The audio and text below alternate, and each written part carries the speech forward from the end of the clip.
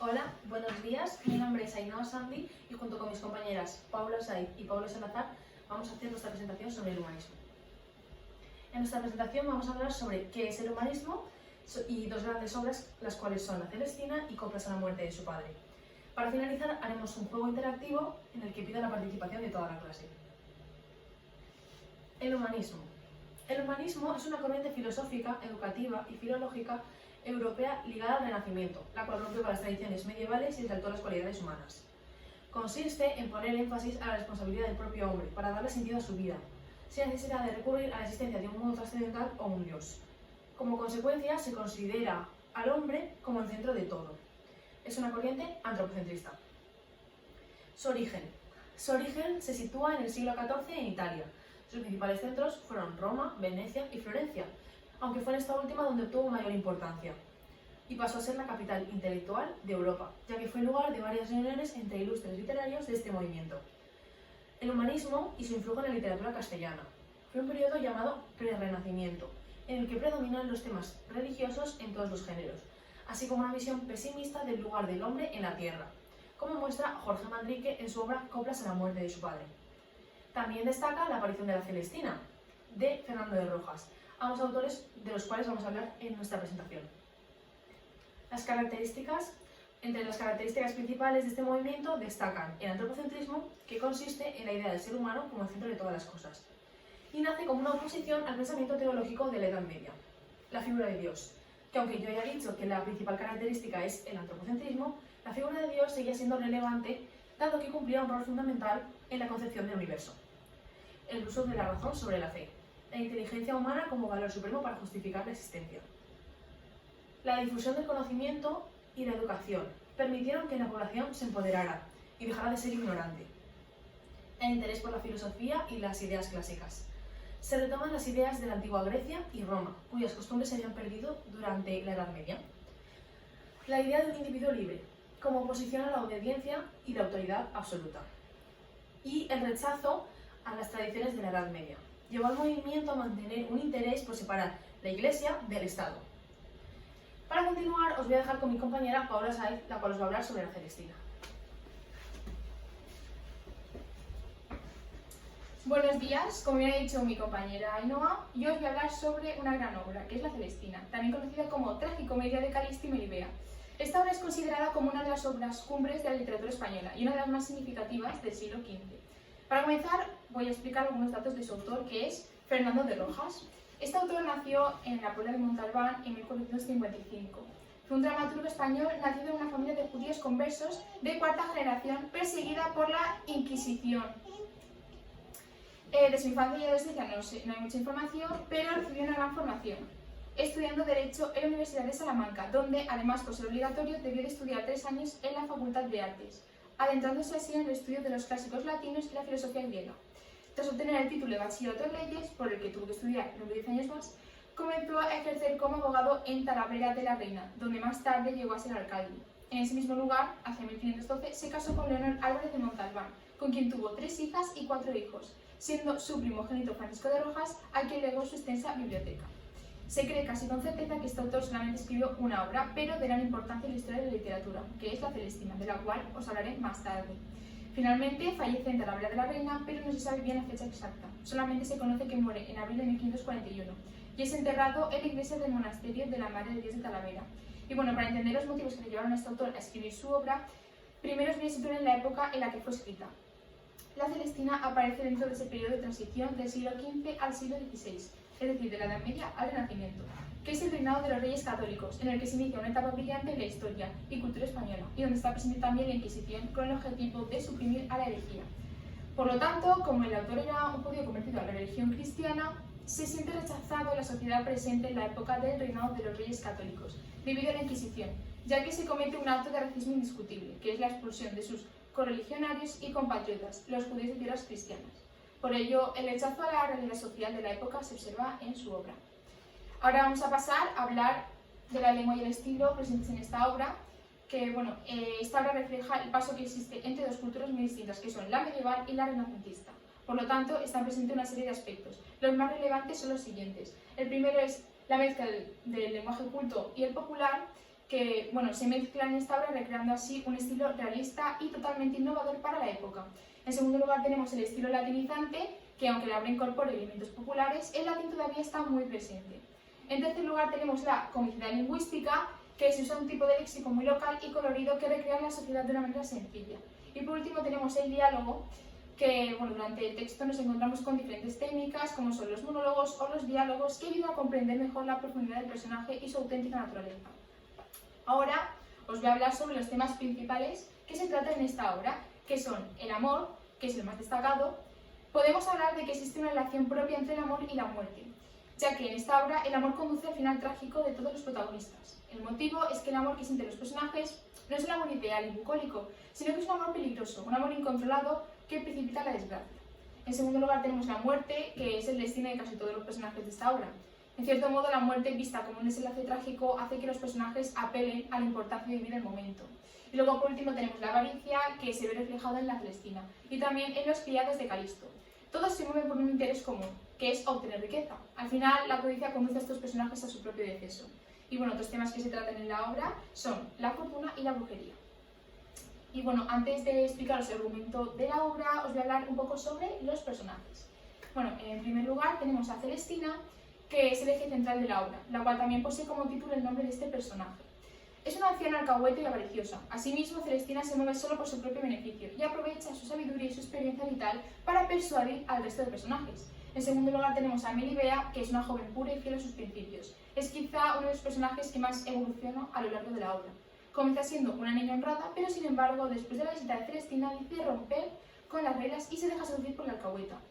Y luego, en tercer lugar, tenemos a Calisto, que es el protagonista de la obra, junto a Melibea. Calisto presenta una personalidad débil, a menudo es guiado por sus criados, y más que enamorado, está como obsesionado con conseguir el amor de Melibea. Es capaz de cualquier cosa, incluso de recurrir al servicio de Celestina, con tal de conseguir satisfacer sus deseos. Y otros de los personajes que aparecen en esta obra, pero que son secundarios, son Sempronio y Pármeno, que son los criados de Calisto, los cuales le aconsejan a lo largo de la obra, Elicea y Areusa, que son dos jóvenes prostitutas que trabajan para Celestina, Lucrecia, que es la sirvienta de Melibea, Lever y Elisa, que son los padres de Melibea, y Sosia y Tristán, que son también los criados de Calisto, y estos se encargan de asesorar y proteger a la joven. Y para terminar, os voy a decir el argumento de la obra. Calisto es un joven de linaje noble que se enamora de Melibea en cuanto la ve por primera vez. Esta chica heredera única de su familia rechaza al chico cuando éste despliega sus sentimientos. Tiene un criado, Sempronio, quien recomienda al joven enamorado que recurra a los servicios de una alcahueta, conocida como la Celestina. Sin embargo, Pármeno, otro de sus sirvientes, intenta convencerlo para que no contrate a la mujer, pues sabe de sus malas artes. Esta mujer de edad avanzada, emergente de un prostíbulo, acepta el encargo del chico, que se decide a contratarla y se hace pasar por vendedora con la intención de acceder a la casa de Melibea para organizar un encuentro entre los dos amantes. Finalmente, la Celestina acaba por conjurar al diablo para hechizar a Melibea y lograr que profese así el amor deseado por Calisto, hecho que logra. Con el pretexto de venderle un hilado, la joven paga con su cordón, completando el hechizo y cayendo en las manos de Calisto. Además, la Celestina logra corromper a Pármeno a través de una de las prostitutas que trabaja en su prostíbulo, Areusa, que lo seduce para que se ponga a su favor, mientras que Elicia, otra de las chicas que trabajan en el burdel, enamora a Sempronio. Calisto le da a Celestina una cadena de oro por lograr que Melibea se enamore de él. Por su parte, Pármeno y Sempronio exigen también a la alcahueta parte del pago por haber convencido a su señor. Sin embargo, la vieja se niega a compartir, por lo que los criados acaban con su vida. Finalmente, tras asesinar a Celestina, los sirvientes mueren escapando de la justicia, al caer desde una ventana. Mientras, las prostitutas, al perder a sus amantes, deciden vengarse de Calisto enviando a un rufián, Centurio, para que arme alboroto en una cita del chico con su amada Melibea. Calisto, al comprobar qué está pasando, pues cae y muere. Y al ver fallecido a su amado, Melibea confiesa su amor a sus padres y sus tratos con alcahueta. Y por último, se suicida al lanzarse desde una torre de la casa. Y para terminar, os voy a dejar con mi compañera Ainhoa, la cual os va a explicar un fragmento extraído de la obra de la Celestina.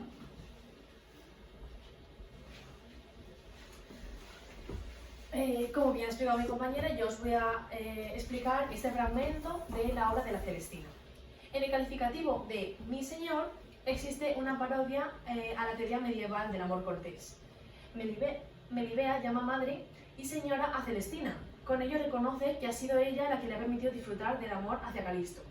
El calificativo de señora constituye una ironía deliberada sobre la condición del personaje, dado que la Celestina es una hechicera y alcahueta, una persona de mal vivir. Mientras que los valores que se le atribuyen a señora, los adjetivos, son de una persona honrada y honorable, adjetivos que no atribuyen a la Celestina.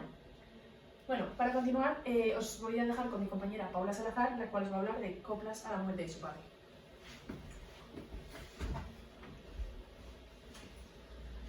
Hola, yo soy Paula Salazar y os voy a hablar de Coplas a la muerte de su padre, en la cual el autor es Jorge Manrique, nacido en 1440, aunque no se sabe bien si fue en Paredes de Nava o en Segura de la Sierra. Fue miembro de la Casa de Manrique de Lara, una de las familias más antiguas de la nobleza castellana. Esta familia poseía algunos de los títulos más importantes de Castilla. Su padre era Rodrigo Manrique, conde de Paredes de Nava, uno de los hombres más poderosos de su época. Su madre era Mencía de Figueroa, que falleció siendo aún Jorge tan solo un niño. Su tío era Gómez Manrique, fue también un poeta eminente, además de autor dramático. Jorge Manrique se casó con Guiomar de Castañeda, la joven hermana de su madrastra, con la que tuvo dos hijos, Luis Manrique Castañeda y Luisa Manrique de Castañeda. Manrique estudió humanidades y las tareas propias de militar castellano y asumió la línea de actuación política y militar de su extensa familia castellana. El autor fue un poeta castellano del Renacimiento y un hombre de armas. Es también autor de poemas amorosos y burlescos y está considerado uno de los poetas más importantes dentro del cancionero general. Además, es autor de Coplas a la muerte de su padre, uno de los poemas clásicos de la literatura española de todos los tiempos, la cual ahora comentaré. Y por último, el autor falleció en 1479, en Santa María del Campo, por una herida recibida en una escaramuza militar. Ahora voy a comentar sobre la obra Coplas a la muerte de su padre, cuyo autor es el poeta que os acabo de presentar, Jorge Manrique. Para comenzar, os voy a explicar las tres ramas en las que se divide la obra. Primeramente está la vida terrenal, donde describe como la vida fugaz y como un camino hacia la muerte. Después tenemos la vida de la fama, que es una vida de gloria conseguida en el amor. También tenemos la vida sobrenatural, que es una eterna perdurable, y que se alcanza tras la muerte. Con respecto a la estructura de la obra, se divide en tres. En la primera parte va desde la copla 1 hasta la copla 12. Se habla sobre todo de los temas generales, lo rápido que se pasa la vida y el poder igualatorio de la muerte. En la segunda parte tenemos desde la copla 14 hasta la copla 24. Se habla también del poder igualatorio de la muerte y también habla del ubi sunt, que quiere decir dónde están.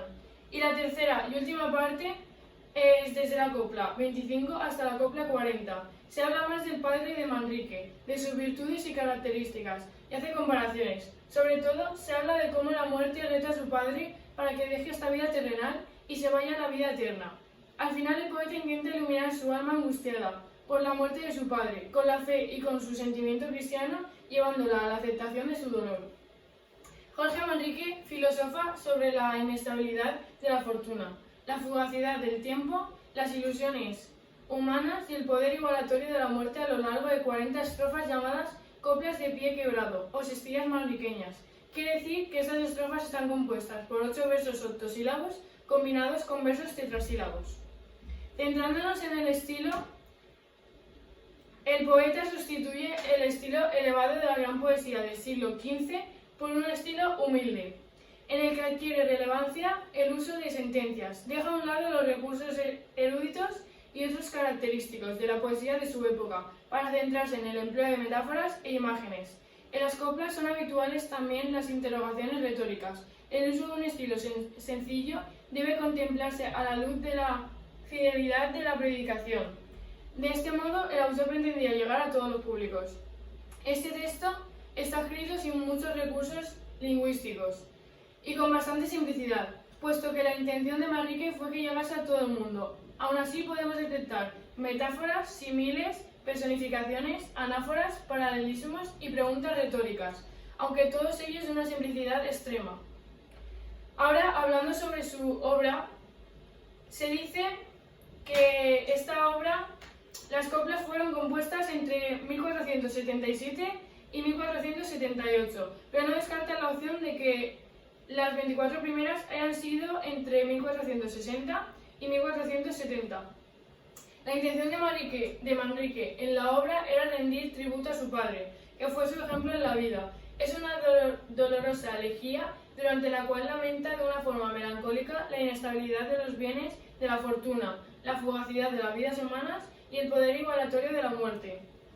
En la obra se distinguen dos partes. La primera comprende las primeras 24 estrofas y en la segunda se exalta la figura del padre del autor, don Rodrigo Manrique. Habla sobre el paso de la vida como un río, el tempus fugit, y sobre la inferioridad de la vida mortal con respecto a la vida inmortal, a través de metáforas sobre la vida y la muerte. En conclusión, Coplas a la muerte de su padre es una elegía que el poeta español Jorge Manrique compuso tras la muerte de su padre Rodrigo. Es una de las creaciones líricas más profundas y bellas de la literatura española. Con ella quiso el poeta expresar su admiración a quien había sido su permanente ejemplo en la vida. Inmortalizando al héroe, se inmortalizó a sí mismo. Y por último, os voy a dejar con mi compañera Ainhoa para que nos explique un fragmento de la obra.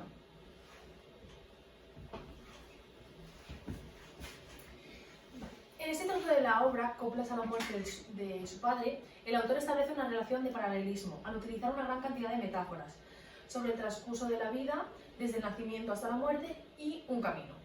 Las metáforas son las siguientes. Este mundo, camino, partimos cuando nacemos, andamos mientras vivimos y llegamos al tiempo que fenecemos. Y para finalizar, vamos a realizar un juego interactivo en el que debemos participar todos. Así que os agradecería que sacarais vuestros teléfonos móviles y os agradezco también la atención que habéis prestado en esta presentación. Muchas gracias y hasta luego.